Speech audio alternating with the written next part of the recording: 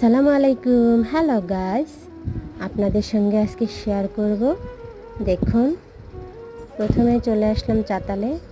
তো এতই সুন্দর বাতাস উঠেছে, তো আপনাদের সঙ্গে শেয়ার না করে পারলাম না।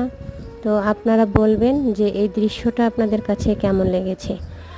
চারিপাশে মানে বাতাসের সনসনি শব্দ, তার পাশে হচ্ছে দেখুন গাছপালা দোল খাচ্ছে, ছাগল ডাকতেছে। হ্যাঁ, এগুলো সব দেখে আমি দূরে চাতালে গেলাম যে এই দৃশ্যগুলো আমাদের বন্ধুদের সঙ্গে শেয়ার করতে হবে। তাই এই যে বাতাসে দেখুন দোল খাচ্ছে পাতাগুলো। তারপরে দেখলাম একটা দিদি শাক শাক বাছাই করতেছে।